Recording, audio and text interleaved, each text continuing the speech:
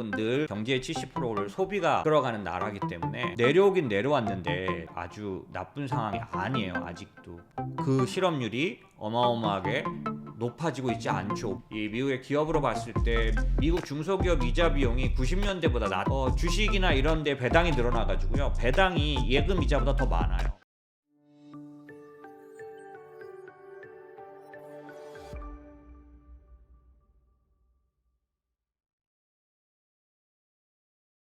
이런 시장은 어떤 시장을 말하는가라는 것부터 말씀을 드려보겠습니다. 자, 지금 시장에 대해서 제가 여러분들에게 안심을 드리는 말씀을 드리고 싶은데, 뭐냐면 지금 시장에서는 이런 분들, 지금 여기 계신 데이비드 로젠버그라는 이런 분들이 계속해서 꾸준히 이런 얘기를 하고 있어요. 이게 뭐냐면 2007년도, 8년도, 9년도 금융위기 때와 지금이 유사하다는 거죠. CNBC하고 인터뷰한 내용에서 2007년이 생각난다.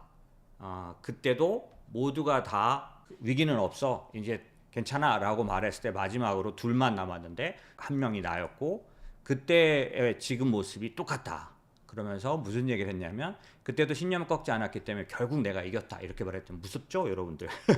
그래서 그 사람이 뭐라고 그랬냐면, 내가 최신 데이터 입수했는데 1분기 소매 판매도 마이너스, 1분기 산업 생산도 마이너스, 둘 다 마이너스면은 당연히 경제는 침체다, 침체를 앞두고 있다라고 해서 지금 확장기라고 말하는 건 말도 안 된다 이렇게 말했거든요. 그래서 이거는 왜 여기다 넣어드렸냐면, 제가 항상 여러분들에게 이제 해드리는 일 중에 하나인 거죠. 그게 뭐냐면, 금리를 1년 안에 5.5까지 미국 금리 기준으로 올렸는데 어떻게 침체가 없습니까? 제가 계속 강조하지만 어떻게 타격이 없고 어떻게 데미지가 없어요? 그건 말도 안 되는 얘기죠. 그러면 두 가지밖에 없을 건데, 첫 번째 예상할 수 있는 건 그 데미지가 작년도에 그렇게 충분히 예상됐는데 안 나왔으면 미뤄진 걸 수 있죠. 그러니까 없는 게 아니라 그 데미지가 뒤로 약간 버티다가 뒤에서 한꺼번에 반영될 수 있잖아요. 그런 것들 때문에 여러분들을 위해서 저는 지금도 꾸준히 데이터를 계속 체크하면서 그 미뤄진 침체의 모습들이 한 번에 사람들의 심리를 다 움직일 정도로 어떤 트리거가 발생하면서 이어져 불이 나는 것처럼 그런 식으로 번지는 게 금융위기고, 그런 게 침체예요. 예전에도 말씀드렸지만 자기 예언적인 그 실현이 침체거든요. 사람들은 계속 그 얘기를 하다가 그게 나오면 이제 드디어 터졌구나 하면서 다 같이 그걸 인정하게 돼요. 그런 상황이 올 수도 있기 때문에 저는 계속해서 체크하고 있는 거죠. 이분의 말처럼 2007년도의 모습이 그대로 나타나고 있는지에 대해서 저는 항상 체크를 하고 있습니다. 왜냐하면 실제로는 한 번에 빠르게 반영돼 버리면 잠깐 정신 놓고 있는 3개월, 6개월 안에 시장은 확 바뀌어 버릴 수 있으니까요.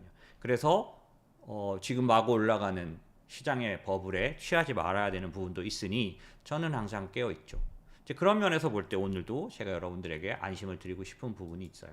그게 뭐냐면, 저는 이제 시장을 지금 어떻게 해석하고 있냐면, 이제부터는 그 작년도에 그런 기다리던 침체, 예상됐던 침체가 안 나타났지만 그 고금리가 그때 2022년도에 5.5까지 올렸던 그 고금리가 이번 달 기준으로 해서 이제 11개월째 들어가게 되겠죠. 그 높아진 금리가 12개월째 들어가나요? 12개월, 11개월 이렇게 가기 때문에 이제부터 나타나는 모습은 당연히 있습니다.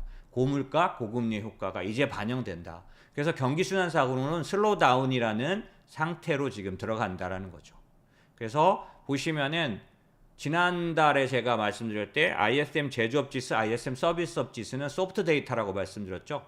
이 소프트 데이터 같은 것들은 나빠졌다가 먼저 나빠진다 그랬잖아요. 심리지수기 때문에. 그랬다가 다시 좋아지고 있다라고 말씀드렸는데, 그게 옆으로 현재까지는 뚜렷하게 상승하고 있지는 않고 횡보하고 있기 때문에 이런 그 횡보하는 국면을 우리는 슬로우다운이라고 한다라는 거고요. 그런 면에서 만약에 이런 상황 동안 취약계층이나 한계 기업이 만약에 터져버린다든지 뚜렷한 영향을 끼치게 되면 이 영향이 이제 아래로 또 전체적인 영향으로 가게 되겠죠. 그 다음에 실업률이 올라가는 상황들이라든지 뭐 그런 부분들이 악화되는지, 그 다음에 동행 후행 지수에 관련된 이런 부분들을 봐야 하는데, 현재는 둔화 국면이지 이제 이 부분이 뚜렷하게 시장을 바꿔놓은 상황이 아니다라는 거고요. 그런 면에서는 현재는 노 랜딩은 아니지만 사실 지금 미국의 GDP 성장률은 노 랜딩을 가리킨다고 할 정도로 이게 무슨 말이냐면 소프트 랜딩조차도 아닌 거예요. 평상시 때 좋을 때처럼 좋다라는 뜻이죠. 아니면 하드 랜딩은 굉장히 그 뭐랄까요 어려워지는 걸 말하는데 이런 상황이 아니라 이제 현재는 소프트 랜딩이라고 저는 기본적으로 이제 어느 정도 생각하고 있는데 이런 부분들이 나타나는 부분에 대한 설명을 드리자면 글로벌 경기 순환 관련된 용어 중에서 이제 여기서 보시는 것처럼 스몰 리세션 작더라도 침체 없이 어떻게 인플레이션이 2%에 가겠는가? 인플레이션이 2%에 가는 것은 불가능하다라는 게 경기 순환론에 의하면 어느 정도 누구나 좀 인정하는 그런 면이라면 지금 인플레이션이 2%로 가는 과정에서 리세션은 아니지만 소프트 랜딩 정도의 둔화나 약간의 그 가벼운 침체 정도가 나타나는 그런 모습들은 현재도 나타나고 있다라고 말씀을 드릴 수 있고요. 이게 다만 전체적으로 우리가 시장에 대해서 경계하고 두려워해야 될 면인지 아닌지에 대한 부분을 좀 살펴봐야 되는데 이제부터 그 얘기를 좀 드릴 거고요. 어떤 면에서 조사해 보면 그 미국 가계 초과 저축이 종료됐고 소비 여력이 소진됐고 소비가 둔화되고 있는 모습이 뚜렷하게 나타나고는 있습니다. 그러다 보니까 전체적으로 글로벌 임밸런스나 그다음에 강한 달러도 약해지고 그다음에 글로벌에서 전체적으로 불균형이 있었던 것도 좀 낮아지고 하는 그런 상황들은 나타나고 있는 상황이고요. 다만 이제 여러분에게 뚜렷하게 좀 말씀드려야 될 부분은 그 부분이 부분적이라는 거에 대해서 여러분이 시각을 가지셔야 되는 거죠. 그 부분적이라는 게 경계할 만큼의 부분이 아니라 아주 미약한 정도의 부분이기 때문에 그게 왜 부분적으로만 그런지 지금부터 빠르게 좀 설명을 드릴게요. 우선은 현재 미국 경제는 사실 조금 노랜딩이라고 할 만큼 강력한 경제 성장률을 발표하고 있는 중입니다. 23년 3분기 때 4.9를 발표한 게 최고로 해서 내려오고는 있는데요. 24년 1분기도 지금 현재는 2%가 넘을 걸로 거의 보여지는 거죠. 23년 4분기가 3.1을 발표했기 때문에 요번에 그 2%대만 발표를 해도 이걸 합쳐서 말하면 굉장히 높은 성장률이고요. 지금 현재 2분기부터도 거의 2.0 이상의 잠재 성장률을 넘어서는 성장을 거의 발표할 듯 보여져요. 그런 면과 함께 그 세부 지표들을 봐야 하는데 특별히 지금 조금 전에 제가 보여드렸을 때 요 초과저축, 소비여력, 소비둔화 이게 제일 중요하다 그랬죠. 왜냐하면 미국은 늘 말씀드리지만 70% 이상 경제의 70%를 소비가 이끌어가는 나라이기 때문에 소비가 멈추고 소비가 약화되면 이제 엔진이 매우 약해져서 곧 멈춘다라고 생각해야 되기 때문에 소비를 보는 것들이 타당한데요. 그런 면에서 봤을 때 지금 미국은 독특한 상황입니다. 코로나 때 급격하게 올라갔던 가처분 소득이 내려오긴 내려왔는데 아주 나쁜 상황이 아니에요. 아직도 보시면은 아직도 가처분 소득이 우상향하고 있고요. 그 다음에 초과저축이란 거 뭐냐면은 액세스 세이빙이라고 돼 있는데 솔직히 미국은 우리랑 돈 쓰는 그 계좌가 좀 달라요. 그래서 걔들은 거의 그 수표를 많이 쓰죠. 이제 그런 그 어카운트에 있는 수표를 발행할 수 있는 양이 있는데 그 양이 이전에 한 뭐 1년도 더 되는데 제가 역사상 최대였다고 말씀드렸고 이전에 코로나 이전하고는 비교도 안 되게 높아졌는데 이것조차 막 소진이 됐어요. 그래서 이제 소비가 어려워진다라고 했는데 그 남아있는 정도가 코로나 이전하고 비교했을 때도 훨씬 높아요. 이만큼 소진됐음에도 불구하고 아직도 상당히 남아있기 때문에 그래서 소비 펀더멘털이 견조하고요. 그 다음에 보시면 노동시장이 굉장히 다른 편이에요. 왜냐하면 유럽하고 다른 이유가 뭐냐면 이게 유럽 같은 경우는 그 고용을 보면은 별로 코로나 때 떨어지질 않았어요. 미국은 뚝 떨어졌죠. 이유는 유럽은 이제 정부가 고용을 유지시켜줬죠. 그래서 그 사람을 해고하지 않으면 돈이 나왔어요.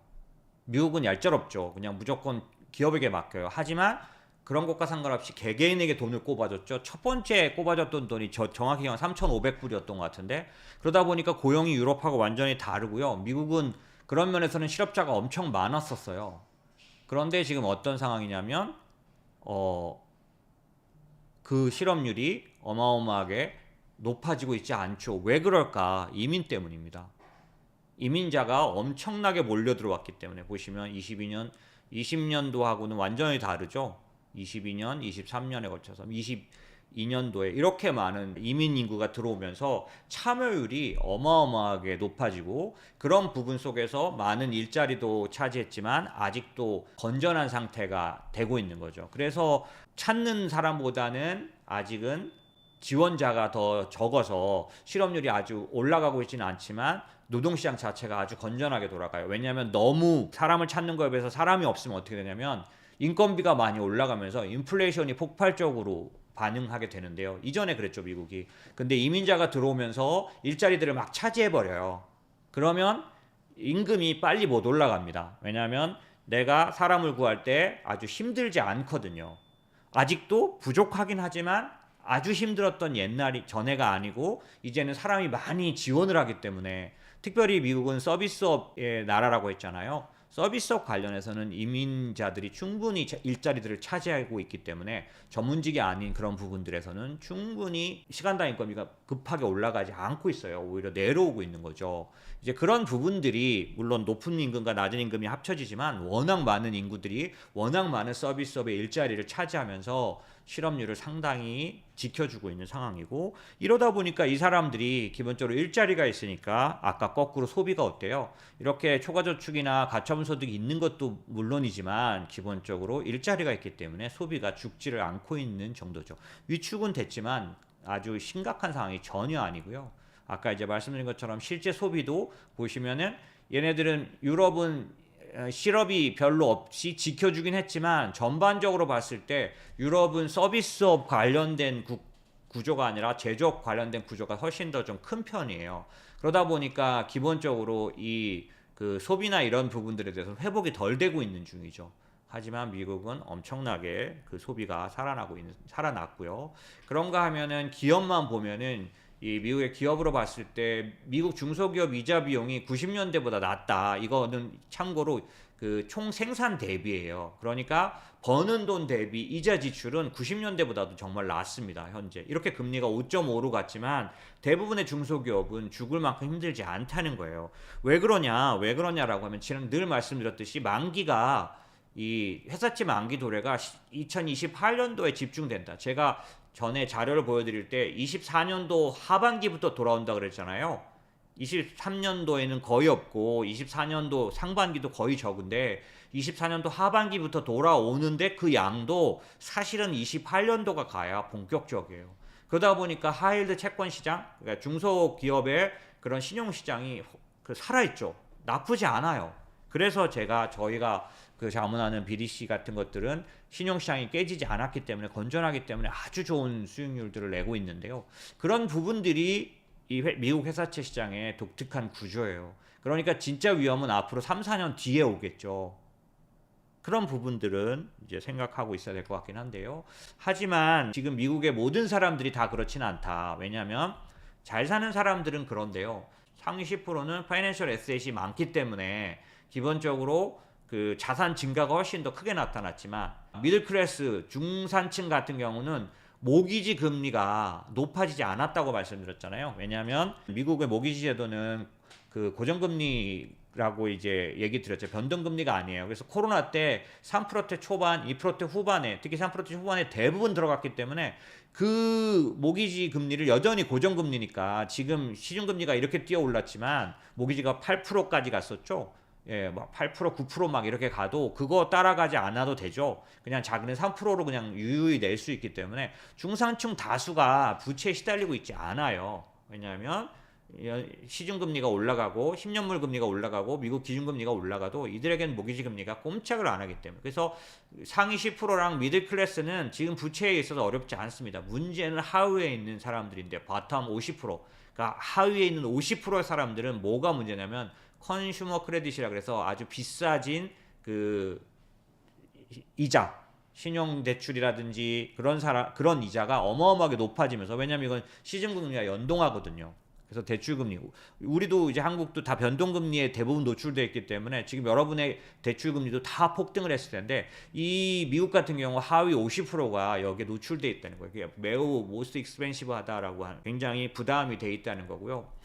그런데 이제 문제는 뭐냐면 이 상위에 있는 그러니까 미들하고 탑에 있는 사람들의 그런 자산 상태는 어떠냐 보면은 주식이나 이런 데 배당이 늘어나가지고요. 배당이 예금 이자보다 더 많아요. 중산층은 대부분의 금융 그 자산, 퇴직연금 같은 것들이 전부 다 이 주식시장과 연계돼 있어 직접 주식은 아니에요. 하지만 다 배당들이 나오는 그런 상품들이기 때문에 그 전에 한번 제가 설명드렸다시피 한국과 미국, 호주와의 그 호주나 미국 이런 데가 한국과 다른 점은 굉장히 배당이 높은 상품들, 그래서 호주 같은 경우에도 그 리츠 같은 것들이 굉장히 잘 돼 있고 그 다음에 그 배당형들이 굉장히 많이 들어가고 다양한 상품들을 할 수 있게 돼 있거든요. 그런데 한국은 금리형을 하든지 아니면은 뭐 자기가 주식을 하는데 주식을 직접 하지는 못하지만 어쨌든 그러다 보니까 뭐 엄청나게 다른 구조 때문에 지금 말씀드린 것처럼 이 중산층까지 대부분의 사람들은 배당의 혜택을 받아요. 주식시장이 좋아지면 따뜻해지는 거죠. 하지만 아까 말씀드린 이 하위 50%의 분들은 그러지 못해요. 이제 보시면은 양극화가 굉장히 강화되고 있는데 미국의 자산 양극화는 오늘 제가 말씀드린 내용에 약간 영향이 있기 때문에 자료를 좀 더 넣었어요. 보시면 그 미국 상위 0.1%가 가계 순자산에서 차지하는 비율이 이렇게 90년대를 넘어서서 이렇게 엄청나게 높아집니다. 지금은 0.1%가 전체 자산의 14% 이상을 갖고 있죠. 그러니까 연도마다 높아졌고 과거에 80년대, 90년대의 그런 어떤 아메리칸 드림이라는 건 없어졌다. 이런 얘기가 그런 얘기고요. 그 다음에 미국 상위 0.1%의 자산 구성을 보니까 그럴만도 하겠다. 주식이 이렇게 많습니다. 그 다음에 이건 또 참 어떻게 보면은 한국도 비슷할 수도 있고요. 어찌됐든 이제 숫자로 데이터가 나왔으니 말씀드리자면 미국은 SAT라는 걸 보잖아요. 대학을 갈 때. 그래서 SAT 점수가 만약에 같은 사람이라도 부모가 상위 0.1% 들면 명문대 입학률이 2.2배 높다. 양극화가 어마어마하게 일어난 것들을 말하고요. 그런데 이제 중요한 사실은 뭐냐면 그런데 상당히 역설적이게도 상당히 어떻게 보면은 뭐랄까 착잡한 그런 얘기일 수는 있는데요. 50%에 차지하는 소득이 낮은 분들의 연체율은 어마어마하게 올라가고 있어요. 보시면 코로나19 전과 비교해 볼 때 신용점수가 낮은 계층에서 연체율 상승이 두드러지다. 보시면 서브프라임이 고 신용등급대인데 미국의 신용등급은 이렇게 분류해요. 예전에 한번 제가 말씀드렸지만 미국은 신용점수를 파이코 스코어라고 하는데요. 파이코 스코어로 신용점수를 매깁니다. 이 점수는 낮을수록 이제 신용도가 낮은 걸 말하고요. 높을수록 신용도가 높은 걸 말하죠. 보시면 파이코 스코어가 이제 그 680점 이상인 사람들은 기본적으로 연체 그 율이나 이런 부분들이 1%대에서 놀고 있을 뿐만 아니라 자산의 변화율은 최근 들어서 상당히 높아지고 있는 거죠. 그런데 이 파이코 스코어, 신용 점수가 낮은 분들은 기본적으로 자산이 줄었고요. 그러니 당연히 연체율도 이제 위험한 가장 높은 데 들어가고 이 신용 점수가 낮으면 낮을수록 연체율이 높아요. 그리고 자산은 증가해야 될 이 국면에서 감소했죠.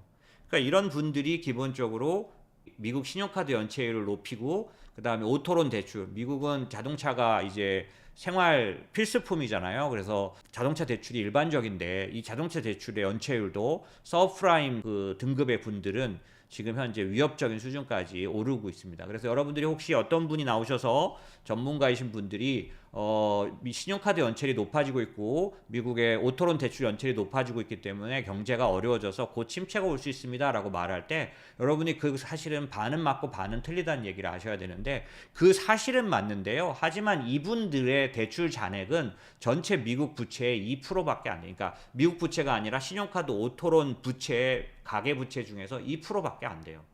이분들이 자산 시장에서 그러니까 이 자산의 비율로 봤을 때 너무 작기 때문에 문제가 되는 굉장히 연체율이 올라간 분들이 2%밖에 안 되는 거죠. 왜냐하면 아까 말씀드렸잖아요. 미국 가계부채는 70%가 모기지 연체율이 좌우해요. 근데 모기지 연체율은 누가 대부분 담당한다 그랬죠? 말씀드렸던 것처럼 중산층이기 때문에 더군다나 모기지는 어떻다 그렇죠? 기본적으로 고정금리이기 때문에 스트레스 안 받고 있다라고 그랬죠. 그러다 보니까 지금 아까 이제 말씀드렸던 것처럼 대부분 지금 보고되는 신용카드 그 다음에 오토론 대출의 연체율 증가나 뭐 이런 부분들은 이렇게 됐으니 이제 소비가 죽을 거야 라는 말은 사실 반은 맞고 반은 틀리다. 말씀드린 것처럼 전체에서는 비중이 아주 작아요. 이게 지금 미국 전체 경제를 나쁘지 않게 보이는 모습의 그런 어떤 원인이라고 볼 수 있고요. 이제 아까 말씀드린 것처럼 약간 좀 우울하죠. 이렇게 보시면 이 어려운 상황에서 스트레스는 이쪽에서 다 받고 있는 상황인데요. 이 부분들이 예전에도 말씀드렸지만 그 자산이 올라갈 때 같이 올라갈 수 있는 구조를 빨리 만드셔야 되는데 그런 부분들 때문에 저도 고민하면서 여러분 우리 고객들 관련해서 도와드리고 이렇게 하고는 있는데요. 자산 시장이 쉽지가 않아요. 그래서 여러분들이 언제나 반대로 대응하시기 때문에 사실 들어가야 할 때 나오고 나와야 할 때 들어가시죠. 그래서 지금 말씀드린 것처럼 이런 일들이 미국도 반복되고 이제 계속 나타나고 있어서 이제 어떻게 보면 좀 우울한 얘기가 되겠고요.